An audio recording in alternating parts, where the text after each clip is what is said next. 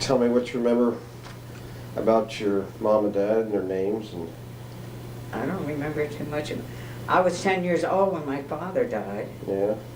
But when my mother died, of course, I was grown, and I had your dad. What was his name? Lyons?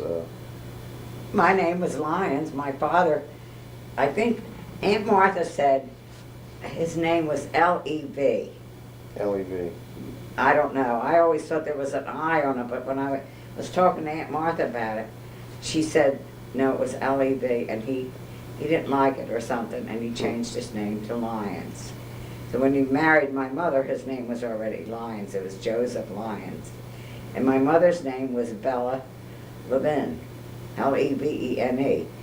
And I think, if I remember the story right, her parents had a restaurant in Philadelphia. And my father used to go in there for meals.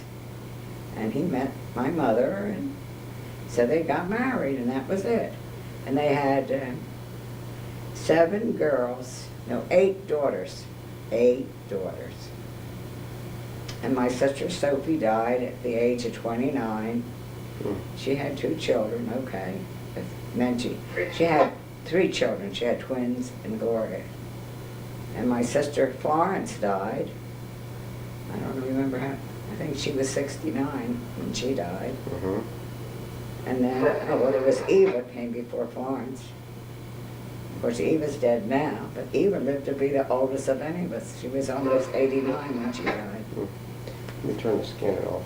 Turn what? Oh, the scanner. Oh, yeah, that'll interrupt it. So Aunt Eva was the oldest?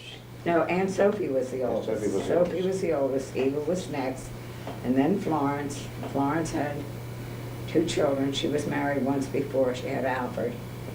But that marriage never amounted to anything. And then she married Ed Clark, and she had Patsy.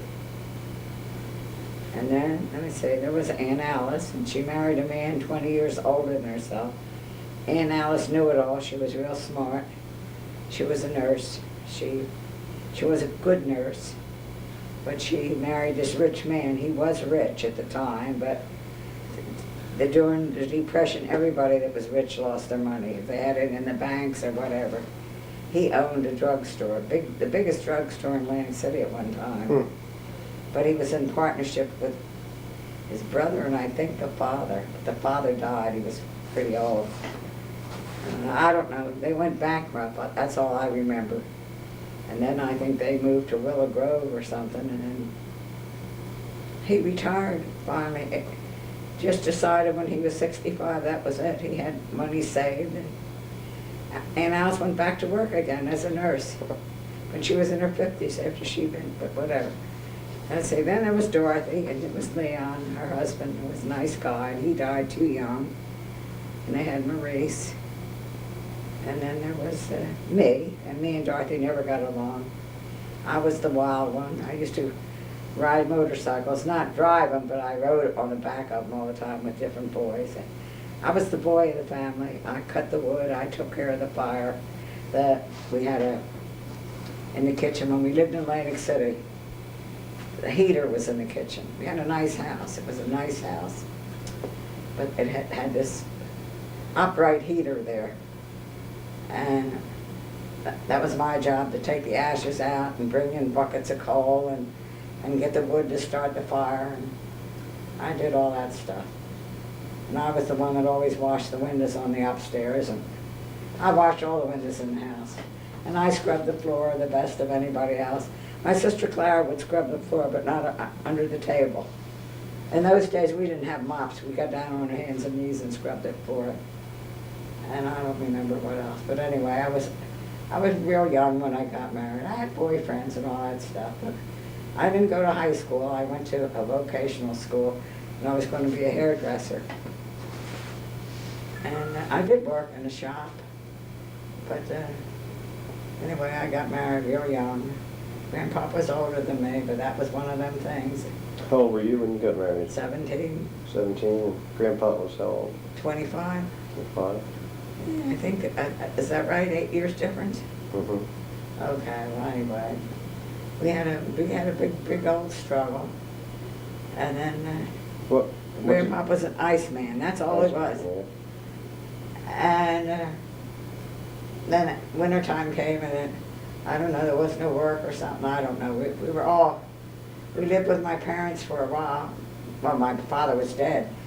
We lived with my mother and my sisters. I think we all lived in that one house for a while. Even Aunt Florence came home. Aunt Florence had a beautiful home in Drexel Hill.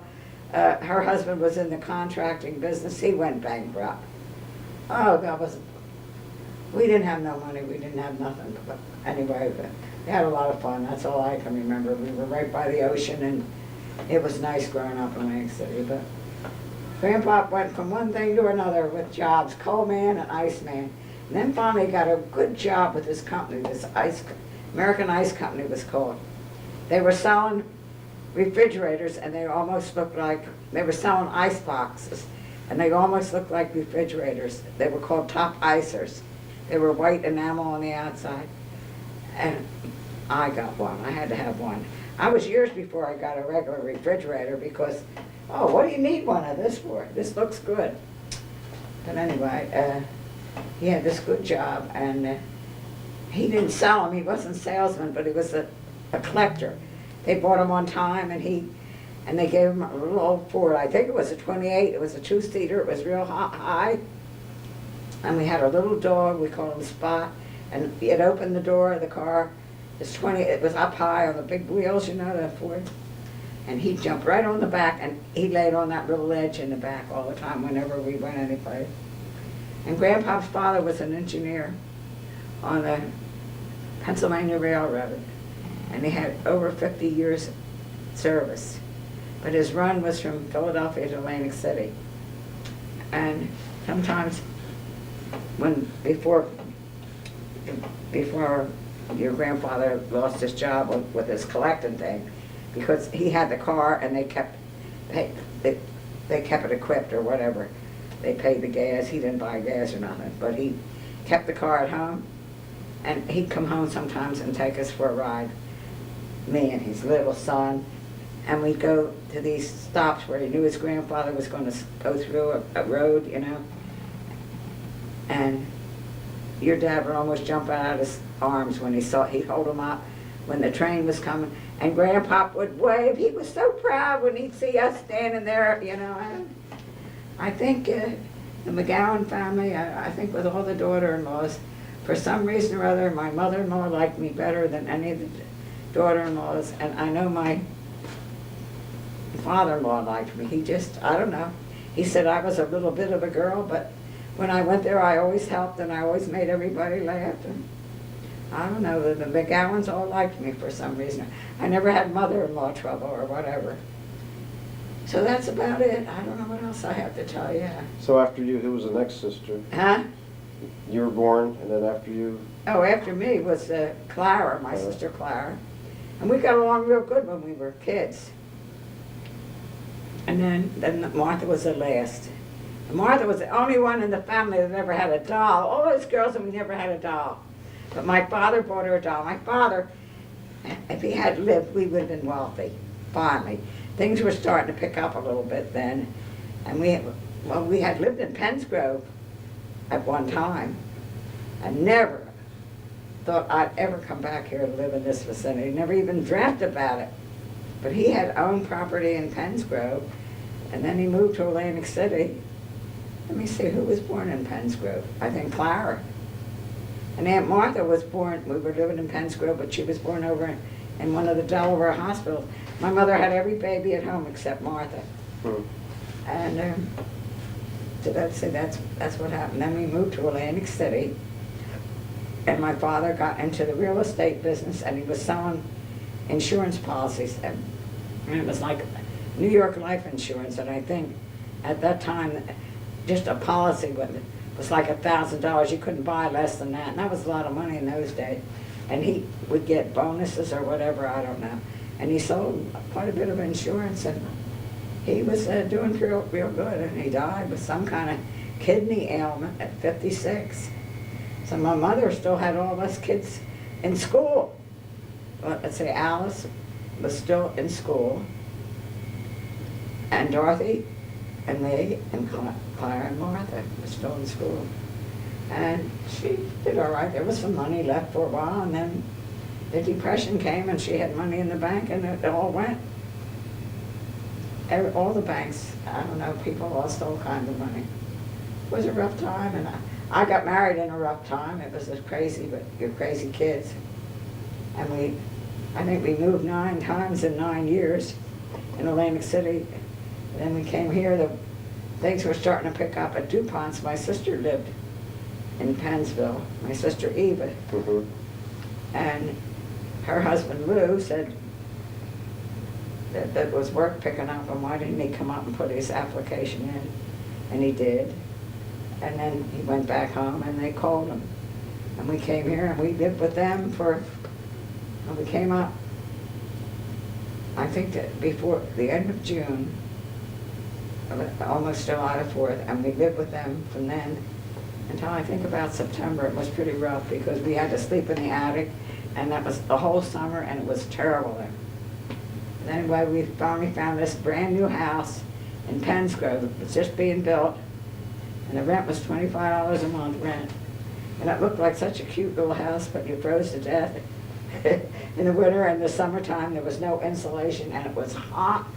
Oh, it was awful. And of course, we didn't have any fans or anything, but we survived. And then the war came, and Grandpa was patriotic. I have to say this, Robbie. It'll probably be on there. I called him a patriotic prick. I mean, we should have come first, being your dad, but he was just carried away with this fever that they had. You know, everybody was going into the war, and he had 4 brothers that were in it, and he couldn't stand it. He had to go into it.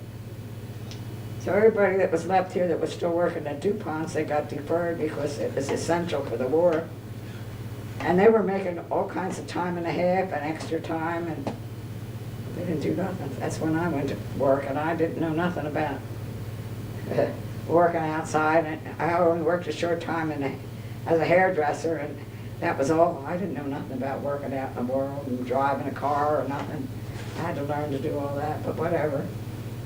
So then the war was over, and they decided to sell our house. Oh, I think the man that owned it died, and his widow decided that they weren't renting, they were going to sell it. But we had preference, but I didn't want that house. Now, we could have bought it. He could have got a loan. But Grandpa wasn't that kind of aggressive. He left everything to me. He was the boss, but I made all the decisions. Mm-hmm. And he'd argue with me, it wasn't right or something, and then he'd say, you're right, finally. But whatever, but I didn't want that house. So we were just lucky. We got that brand new apartment on Oliver Street. Nobody had, it wasn't even finished. And the only reason we got it, we knew the guy that built it. And he didn't want to rent, he had promised it to somebody else, and they had a gas stove, and he didn't want to run gas lines through there. It was all electric, and he said if we had an electric stove, we could have the place. And we did have an electric stove, that's what I had. So we moved in there, and we lived in that apartment 22 years, and we could have bought a house. But of course, I got cancer when I was 37 years old, and the doctor told your grandfather that I'd have about 18 months, that he didn't think that he got it all. And I was 37 years old. So afterwards, when I said that I would like to own a house, Grandpa said, what for? Your dad got married at 19, and he said, just you and I, what do we want with a house, you know? So we just lived there, and that was it. Could have bought a house. We really should have. But Grandpa couldn't say it, so we lived there. So then, that was that until we retired, and then I started talking about buying a house. Because we got terrible neighbors. The neighbors that moved in there, they were riffraff. You couldn't even get in the driveway half the time for motorcycles parked in there and cars, and I don't know if you remember, but they had a whole raft of kids. Mm-hmm. Oh, he was a repulsive man, that Mr. But anyway, when Grandpa retired, he saw what was going on. He heard the language and the kids hollering, and I think they were selling drugs because all night long there was cars coming in that driveway. And I really think so. So then I was starting to holler about wanting a house, and I saw in the paper where a mobile home was for sale. And I told him I was excited about it. He said, well, call him and see. He would be interested in that, and I called and that place was sold. So then I thought, well, I'll go around to the park. And I knew the guy, I didn't realize that I knew the man that owned it, Ronnie Pennington. And he said he didn't have anything vacant, but you couldn't rent anything there, you have to buy something. And you'd have to buy it from him. You couldn't buy it from another. So he said he was going to have some lots available, and that's how we moved in there. And it was great. I had everything I ever wanted there. Air conditioning, electric heat, washer and dryer. That refrigerator was wonderful, side by side, that big refrigerator. That was nice there, really nice. But I lived there 11 years after he died, and it was just too much. After I had a heart attack, and then it was just too much shoveling snow. Of course, Billy came over a few times when we had big snows and cleaned up. And then the neighbors, the Quinnetts, they started to kind of take care of me. And then after I got so I couldn't mow the grass, Eleanor was cutting my grass. And well, that's the story of my life, and here I am now. Whatever.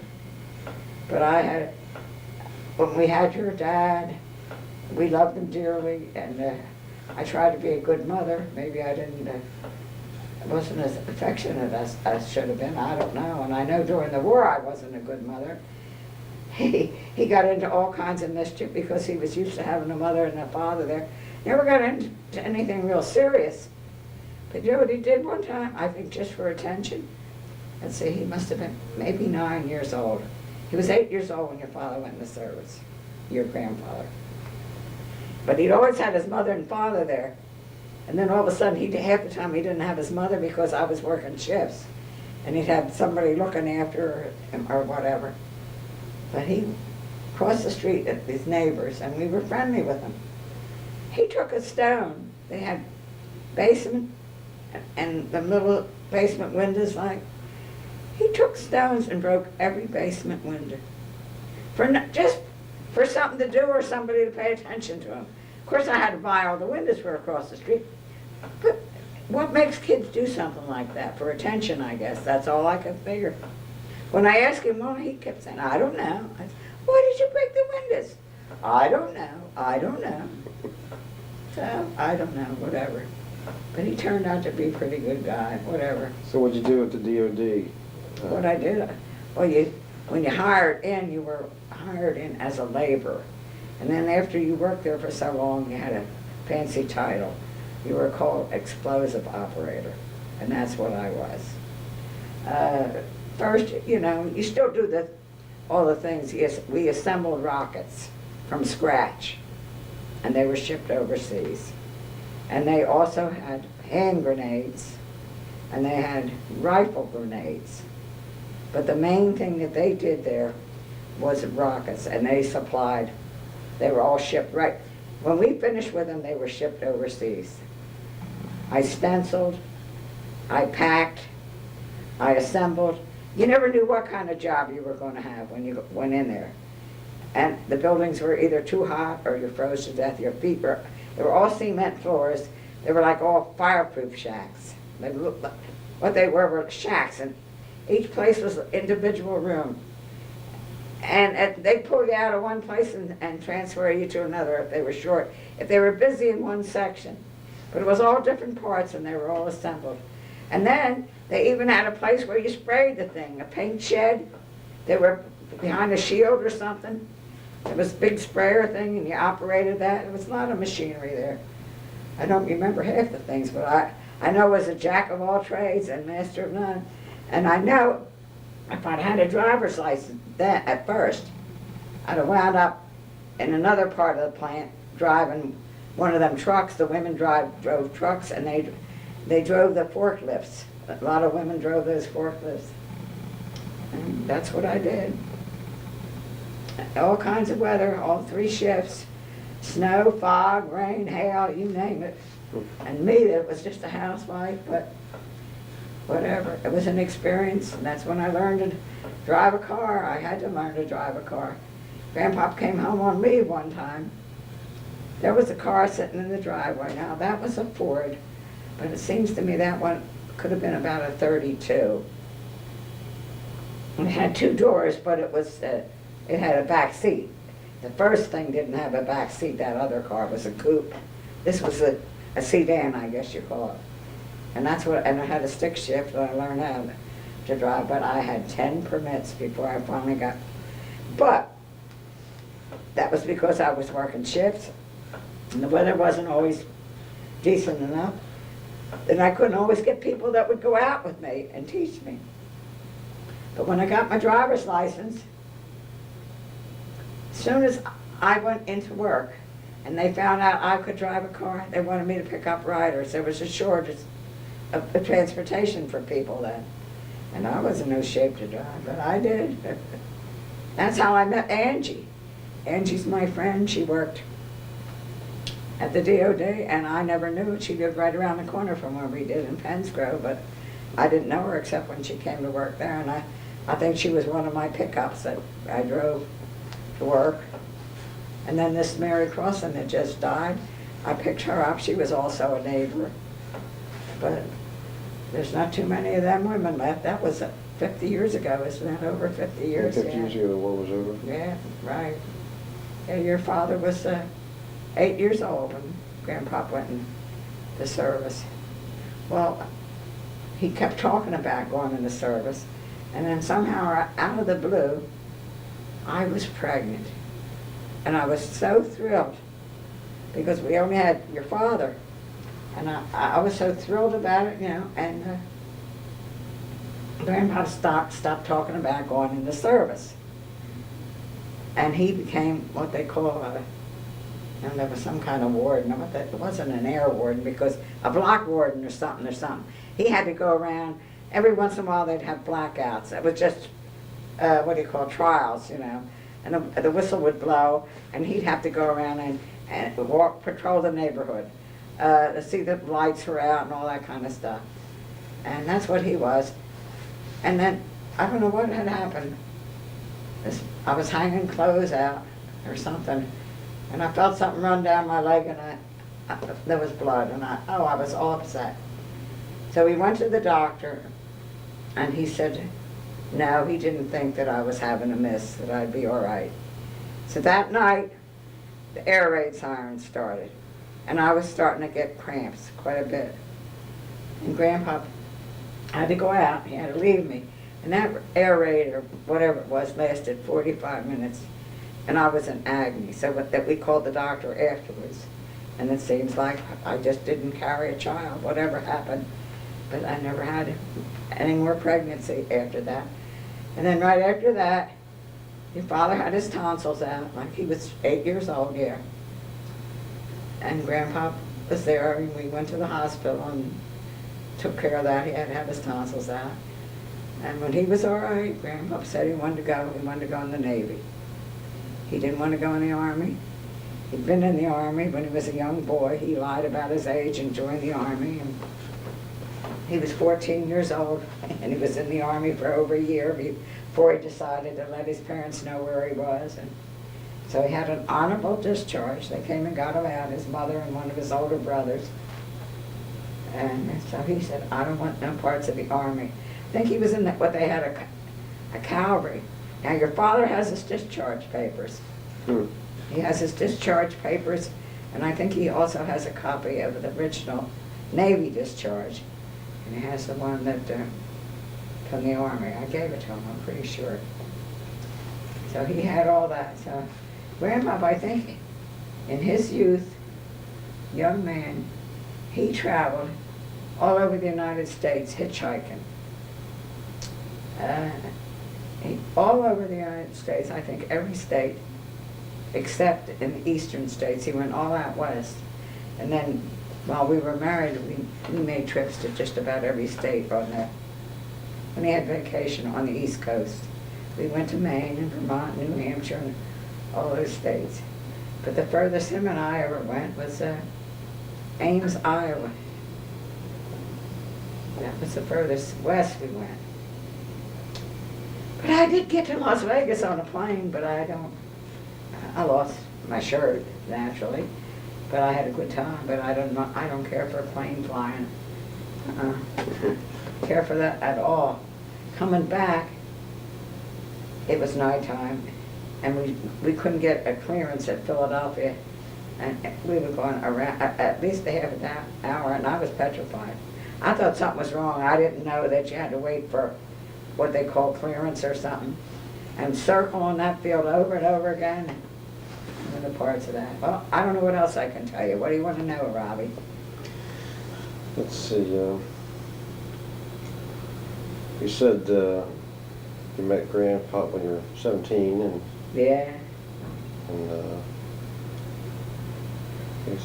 It was love at first sight, I guess, whatever. Grandpa was a good-looking man, he really was, and he had a lot of bull. He always did. Even when he was young, he had that way about him, and he was nice to my family. My family all liked him. Everybody liked Grandpa. Everybody liked Grandpa more than they liked me, you know. I guess they used to wonder what he ever saw in me, but whatever. I know I was a good wife, and I know I was a good mother. I did the best I could with my son. We tried. Whatever. You said when you grew up in Atlantic City, you lived right near the boardwalk, or right next to it? Yeah. I did what? Lived right across where Convention Hall is now? No, that's where I was born. I was born in Atlantic City. I was born in a hotel. My mother and father owned. My father was a businessman. He was always looking for something else, you know. He always was that way. And I think Aunt Dorothy was born, before me. They lived in a little house on the site where the convention hall now stands. Now, right now they're building a big convention hall in Atlantic City, but in an entirely different location. This one, it was right near the boardwalk, the original one. And Aunt Dorothy was born in a little house, and then I think 2 years later, but I don't remember. I was born 2 years later, but I don't know how long it was before he bought the hotel across the street. Of course, the hotels were a little bit different then. They weren't as large or anything. They were like wooden buildings. But most of them, they didn't have private baths. They had, I think in all the rooms they had sinks where you could brush your teeth and give yourself a stand-up wash or whatever. And I think they had a bathroom down the hall that everybody used or something. It was different, but I don't remember. What'd you say the name of the hotel was? It was called the Keystone Hotel. I always remember that. And I think trolley cars came down that street, if I remember. They came from Pleasantville. Where else did they come from? Pleasantville. We lived in Pleasantville at one time. That was like a suburb outside of Atlantic City. But that was what they called the main line. Atlantic City was an island, and Pleasantville was on the mainland. In other words, it wasn't surrounded by water all over. But I don't remember about the trolley cars. I know they came in on, or was it the trains? Now wait a minute, I think it was the trains came in on Florida Avenue. Because in those days, a lot of people from Philadelphia used to come down on a Sunday, and they packed their lunch in the shoebox. That's what they used to call it. With the fried chicken and all this stuff, and they ate on the beach. They down for the dayers they were. But they came on, I'm sure it was the trains. The trolleys came in on Virginia Avenue, and that was from Pleasantville. You could get a trolley car from Pleasantville. And I think they stopped on the boulevard. There was West Atlantic City or something they picked up. I don't remember. But I went to school there in Atlantic City and whatever. And I worked, let me say, I did work in the convention hall as an usher when it was first opened. They had big stage shows come in there. But then they hired too much help, and it was so big, and they weren't doing, so they got rid of a lot of ushers. But the lady that was in charge, she told me about the Garden Pier. And the Garden Pier Theater was on the boardwalk that came out over the ocean, and they had stage shows. So I finished out the summer. See, I must have been 16. That was before I married Grandpa. I lied about my age. I always lied. You didn't have to have a birth certificate. And I worked, I think, in the 5 and 10s. But then when I got married, it didn't work anymore until the war came along, and that was it. And then from then on, I was always doing certain jobs. I was never really contented to stay home all the time with the washing and iron and what have you, whatever. Did you used to go crabbing when you were a kid, or did you just start that after you No, got that was Grandpa? Grandpapa. We never went crab. My sister Florence, she just loved to fish. And where we lived, there was these big jetties, and you could walk out, and at the end of the jetty, if the tide wasn't high, you could fish. And Aunt Florence loved, and we used to eat a lot of sea bass. They were, my mother made some kind of stew with potatoes and the sea bass and carrots, and it was like boiled, the fish, and it wasn't bad if I remember. But now she used to go fishing, but she liked to go crabbing, but we didn't go crabbing until I got married. And then Grandpapa used to, up and down all these ditches outside of Atlantic City and all. We'd pack them lunch, and that was the whole day. Then we'd come home, and we'd cook the crabs, and sometimes they'd eat them. If not, we'd sit there and pick them. And then I'd make crabs, devil crabs with them. All day long we'd be, but that was before we learned how to clean them alive. We used to cook them with the guts and all in them, and then, what a mess. I didn't like that mess. And I learned later on about cleaning them alive. Grandpa never did that. He didn't know that. It was my friend Sylvia that taught me that. Remember Sylvia? Yeah. Yeah, she did that one time. Did you here in Atlantic City or here at Pennsgrove? Oh, Sylvia was my first neighbor when we moved to Pennsgrove. She lived next door to me, and she was only young. She was about 18, and I think I was 26 or something like that. But we became real good friends, and we were friends for years.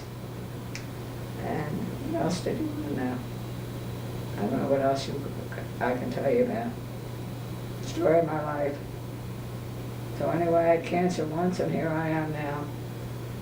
And all I know is that I saw the doctor's report, and it said on there my prognosis was poor. So that doesn't sound very good. So they've already let me know. 3 doctors now have told me. 2 of them wanted me, no, only the one wanted me to go for chemo. And I said no. 2 of my friends just died, and both of them had chemo. So why put yourself through all that? And at my age, you know, and even poor Grandpa, he had the chemo, and maybe it kept him living a little bit longer, but then he had some days that weren't so bad, other days were bad. Whatever. It was sad to watch him waste away, but I suppose that's what's going to happen to me. That's what happens when I go to bed at night. When I go to bed at night, I'm all right through the day, but when I go to bed, I'm back in the hospital. And it was hard. The whole thing, everything about it was hard. And I just relive it. And then finally I fall asleep and I'm fine. And I've been trying not to take this Dalmane and all this stuff that I can take. I've got some stuff. Because sooner or later I'm going to have to. But in the meantime, it makes you dopey, and I want to be aware of what's going on as long as I can. And I never know when I want to go to the store and when I want to get in the car. And I don't want to get behind the wheel in the car if I'm taking drugs. And that's what the stuff is. I've got a little bit, but I know that whatever, there's more medicines than I'm going to take. Whatever. Tell us about when Grandpa got his boats. His boats? Yeah, his boat. His boats? Didn't he have a wood one first? First, that's what I was going to say. Well, him and Earl brought it together, you know, your Uncle Earl. Yeah, he'd be your uncle, he'd be your great uncle. Yeah. Right. And I don't, it wasn't much money, but I don't know whether they rented a locker or whether they just tied it up someplace. I don't remember. But I don't know, they got in some kind of argument, which people do. In any kind of partnership, it's always something.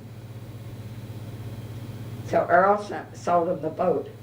And I didn't like it, because then he wanted me to go all the time with him. I didn't like that old wooden boat, so we bought that fiberglass boat. And then, no, I had to buy oars. Your Grandpa, oh, no, he didn't need no oars. And I bought those life preservers. We had 2 of them. They were like a seat, I guess. And I used to go out with him, and we were out there for hours fishing. At first it was fun because we were catching fish, but I don't know what happened in later years. There was no fish out there. I don't know. But then, I think what finally stopped was that they had a hurricane. It was real bad. And it blew that whole marina, I guess that's what you call it. They had a dock and a walkway, you know, and they had all these lockers. And some of the lockers got blown over. I think they rescued his outboard motor. That's where he kept it in. I think the people that owned the marina fished it. And then, no way, he wasn't gonna. He gave the boat up then. No, he didn't. He kept the boat for a while and had it in the Delaware River.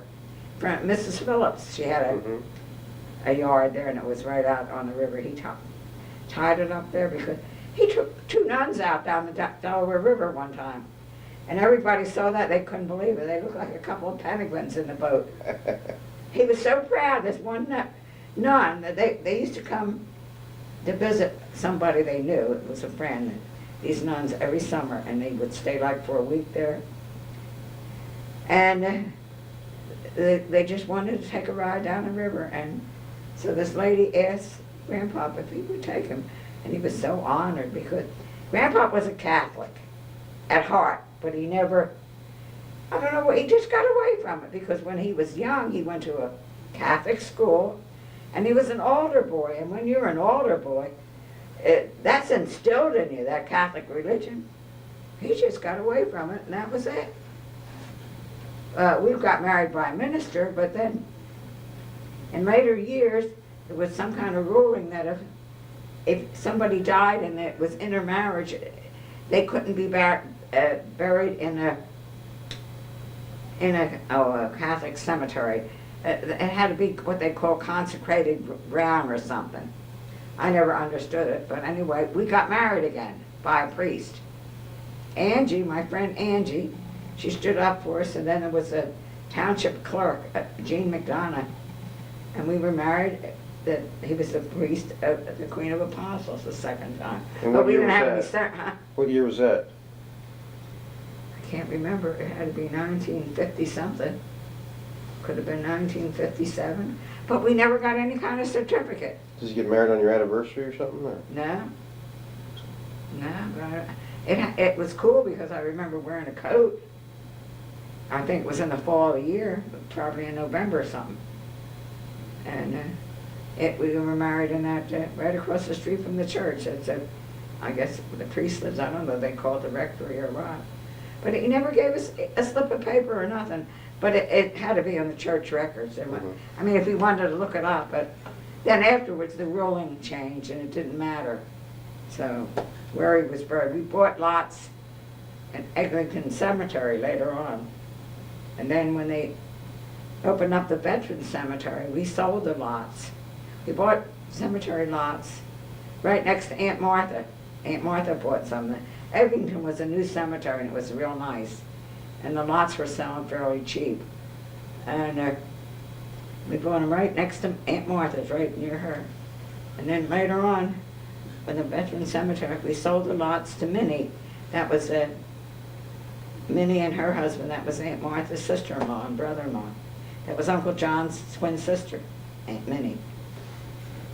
And they bought the lots, and yeah, her husband's buried there, and her son. The lots of it. And that's when Grandpa had his lot. We had lots there.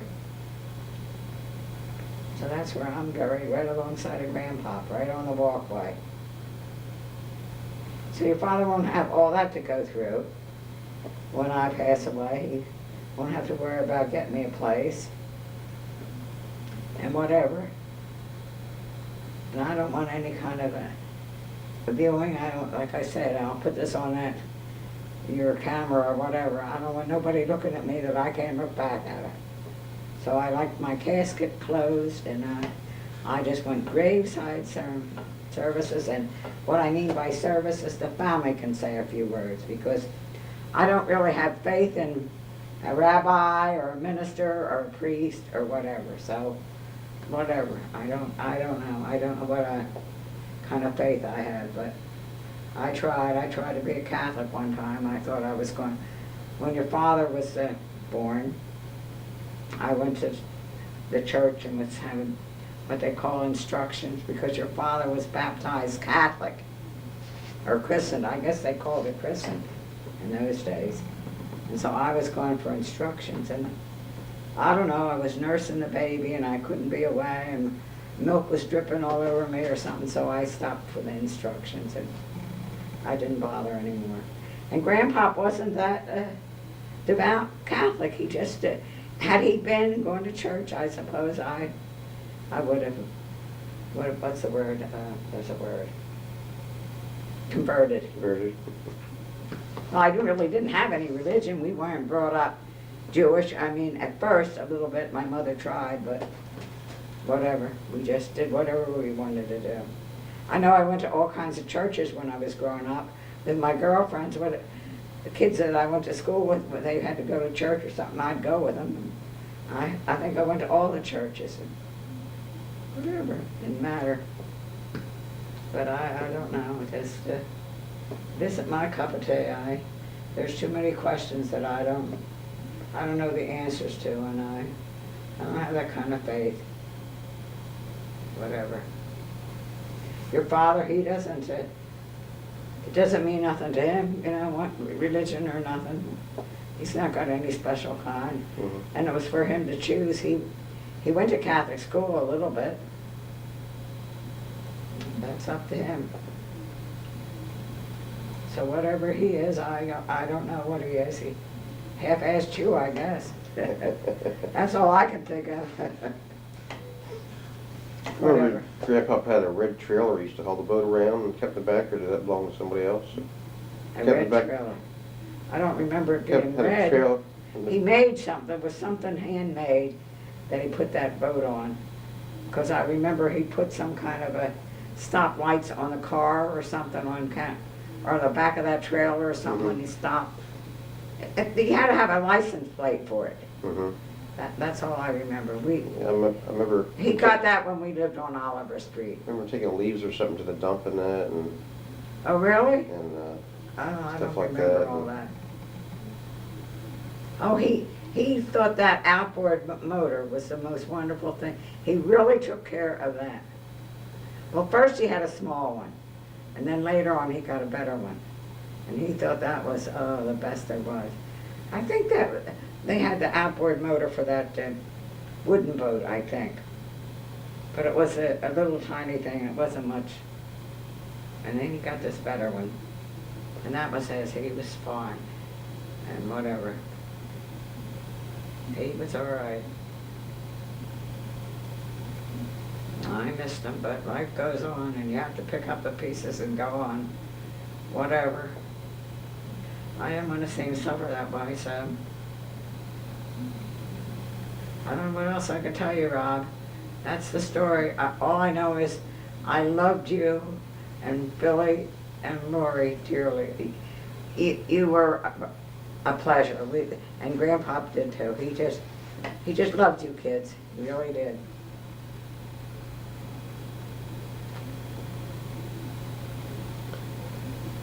Whatever. so you're 81 now, and you'll be 82 in January. I think I'll make my 82nd birthday, but I don't know about another Thanksgiving. If what I think is happening, why, hopefully it'll be quick and whatever. I don't know. I really don't know. Nobody knows when that number is drawn, whatever. I don't know where. I have to go upstairs because I've been in hell. I've been in hell. If there is such a thing as heaven. Was there anything? I always believed that you had your heaven and hell on earth. Is there anything you wanted to say to your great-grandchildren, Emily or Lily? Lily never knew you, but... What can I tell them? I'm just sorry that they didn't live close enough so that I could hold them and watch them grow up, but that's all I can say. If they had lived close by, it'd be a different. But this isn't anybody's fault. This is what happens with the family. Years ago, families were born and raised, and they grew up and they stayed in the same vicinity all their life. All the families drift away. Everybody that lives in here, they've got their sons and grandchildren, and they're away, far away. And they don't want to go and live with them, so that's why a lot of people in here. When I first moved in here, if I was smart enough, I thought it would be interesting to write a book, to interview all these people and get some ideas of their lives and why they're living here. And most of them was health problems, financial problems, and not being able to, the responsibility of their own home, and their children moving away, and they just didn't want to move with them. And I think most of them had this story. And most people in here aren't in the best of health. I mean, they get up in the morning and walk around, but they've got their problems. If it's not one thing, it's something else. There's a few people in here that never even come out of their apartments. You never see them. Their sons or daughters or something do their grocery shopping for them, and they have some kind of home care that comes and cleans their apartments, and that's it. They just don't, you never see them. They don't bother anybody, but they're, whatever. I hope that my one desire is to get in that chair. This is okay, but that's better to sleep in. It's softer. This one's a little bit hard, but it's great. Pull that little thing over me, that beach towel that I use for a cover, and just close my eyes and don't wake up. That's the way I'd like to go, but I don't know. Maybe the devil's got other plans for me, if there is a devil with horns, right? God, is that thing taking my picture all the time that I'm talking? Yep, I can shut it off now if you're ready. God. If I'd have known that, I'd have acted. I'd have made all kinds of facial expressions like you used to do all the time. Is that where I got that from? Not for me. But you was always clowning, always making faces and different things. I don't know. Anything you got from me, you got my nose, Rob. But your father has it too now. I never noticed it when he was younger, but now all of a sudden he's got the hook. What do you call it? The Jewish nose, whatever. But anyhow, gotta have something. And I think Lori, I've always noticed that her mouth, her chin or something, is just like Grandpa's. I've always noticed just the way it was like Grandpa. But I can't see nothing in Billy. I look for me, and I look for Grandpa, and I look for my son in Lori, in Billy, and I can see it. Can you see where your brother looks like anybody? Yeah, I think we look alike. You think you look like your brother? Yeah, when we go places, they say we look alike. I don't think you look anything like Billy. We've got similar hairlines. Well, the hairlines, I don't know about that. Yeah. I always heard that you got your hair from your mother. That's possible. But it can't be, because I always had thick hair. Of course, now it's getting thin, but a lot of the McGowans lost their hair young.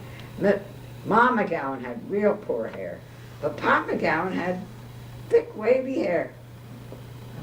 Now, Mom and Pop McGowan, my great-grandparents, you said she was born in Atlantic City? She was born in Absecon, New Jersey. Absecon. He was born in Ireland. And your parents? Were born in Russia, both Okay, of them, both. but they didn't know each other, of course. You said one of them came here when she was a baby? My mother, she was only 2 years old. 2. So she went to all the schools and all. Do you ever know what part of Russia they came from? Or? No, I did know, but I don't remember now. My mother had told us. I don't remember. Of course. It was a small town, but I don't think they both came from the same town. I really don't. But I know there was horror stories about Russia. What was it? The Bolsheviks or something? I don't know. They were like Nazis or something. The poor people, they molested, or I don't know what they did. Taxes or something. They were sent to Siberia or something. I don't know. There was horror stories told about Russia. That's why a lot of them came over here. Very ill-treated if you didn't have money and position. Peasants. Oh, Cossacks? Were they Cossacks or Bolsheviks? I don't remember. I remember my mother must have known that. I think her mother told her. Now, my mother had some wealthy brothers. I mean, they had money. They owned some kind of automobile agency years ago in Philadelphia. I always remember it was 22nd and Diamond Street. I always remember that because when we were kids, we went to visit my grandmother a couple of times. And the business was downstairs. They repaired cars, and they also had a big showroom where they showed the cars. But upstairs, there was stairs, and there was a great big apartment. Well, more like a house. It was one floor and then another floor.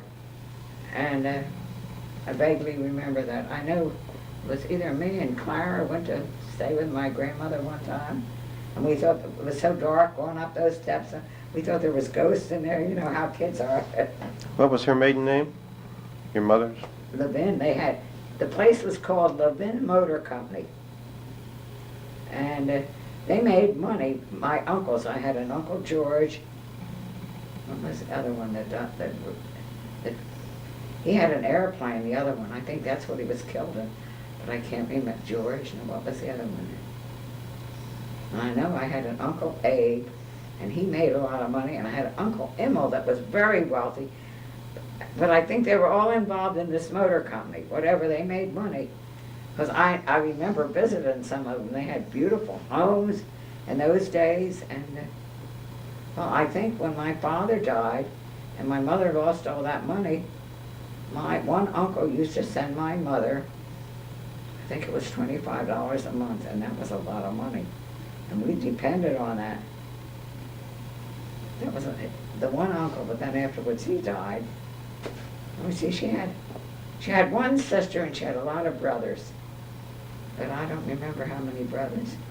I can't remember. Benny. Benny was the young one. I think he was killed in an airplane crash. He was learning to fly. And in those days, those planes were terrible. It was Benny, and I think it was George, and there was Abe and Emil. Let me see, was that 4 brothers? And her. I just remember that. Now, my father's people, I don't remember too much about.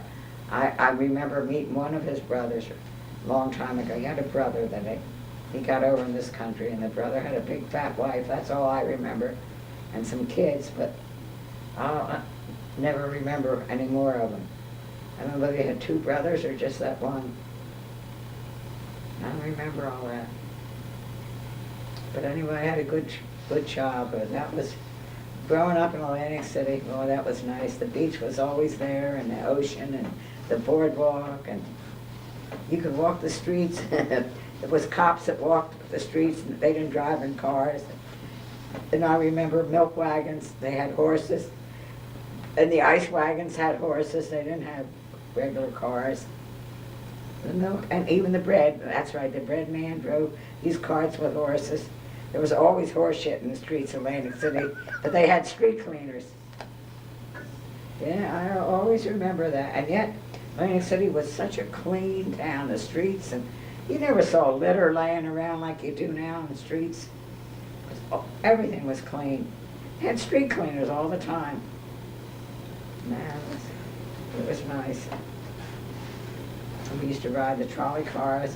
In the summertime, they had open air cars. They weren't enclosed, and long benches right across. I think it was a nickel to ride the trolley from one end of the island to the other or something, or 7 cents, something like that. The jitneys on Pacific Avenue were 5 cents. They rode from one end of Atlantic City to the other. But the trolleys went all the way to Longport.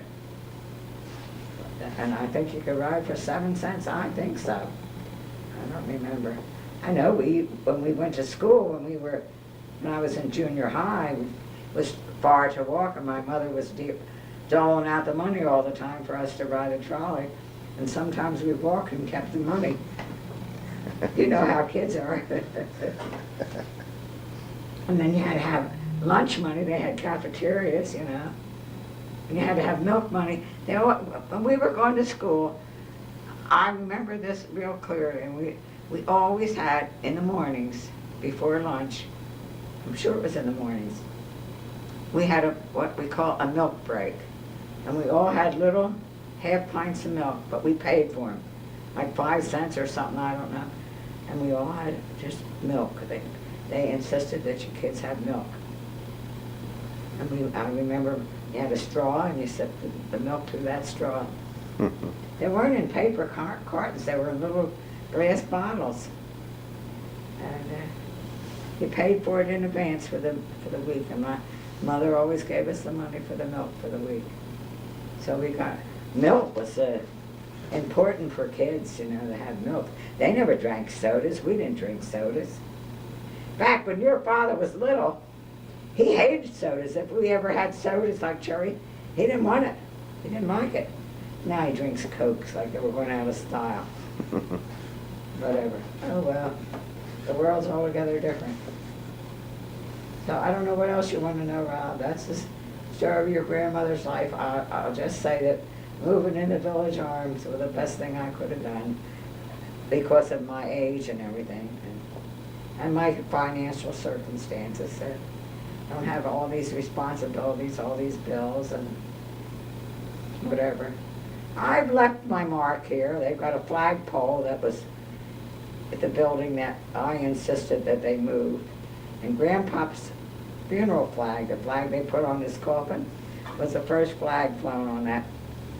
I donated it to the building, but it really wasn't weatherproof, it didn't last very long. But I used to sit on the bench out there and just look at the flag and then figured, well, it's flying over the building. And then I pushed the board of directors to put a sink in the laundry room. There was no sink. You go down there and you got soap on your hands or anything, there was nothing. And it's just a little sink. And they know that it was me, that I gave them the idea and they put it in, and what else? Oh, there was something else. A couple of things. Oh, they wash our screens for us every year now. When we first moved here, the windows were washed once a year, but we had to wash the screens. And the screens were a pain in the neck for an old lady. You put it in the bathtub, and the bath, all the walls and all got all dirty. I used a brush, and it was a pain in the neck to clean them. And I said, and anyway, it was a pain in the neck to get them out for old people. And when I said, we got maintenance people, as long as the windows are washed, why can't they do the screens? Now the screens are done.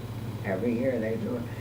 They didn't like it, the maintenance people, when they found out that was one of their duties, but the woman that's kind of in charge of the board of directors, she said, yeah, when you're on the second floor or the third floor, when you're reaching for them screen, you could fall out the windows. And she said, oh yes, that's important. So they washed the screens, and there's something else now. Oh, the hole in the wall. I got a hole in the wall so the air conditioner could circulate a little bit in the bedroom. They did mine first, and then they did every apartment in here. And there was something else, Robbie. Flagpole, I had that moved. That was because of my big mouth. So I left the stamp. And when I go downstairs and I talk to somebody that's on the board of directors, they listen to me. I'm not griping, I'm just suggesting. There was something else, now if I can think of it, something else that's real important. Well, in the first place, I got from because Gwen told me about it, there was a rebate, a homestead rebate, and they didn't get it and they were entitled to it. And Gwen had told me about it, and I went downstairs to the office and I told them, and they said, oh no. And I said, oh yeah. So I went and got the forms, and then after a while, it was only $35, but we were entitled to it living in here. So I got that ball rolling. Well, they eventually would have got around to it, but it was something else, Robbie. It was something else. I can't think what it was. That I know the sink was important because oh, the beauty parlor. They got a beauty parlor upstairs because I said, there's a room idle. Why couldn't they make a shop there? And we got hairdressers that come in, and the price is almost half of what you would pay if you went to the shops. That beauty parlor was my idea. I pushed it. I said they got the water, they had tubs up there, like they call mop tubs. And I said, you got the water connections up here. Did you see the beauty parlor, did you? No. You ever see it? I'll have to look at that. I'll show it to you. I'm proud of it. But it was my idea, but not the woman that furnished it. That is important.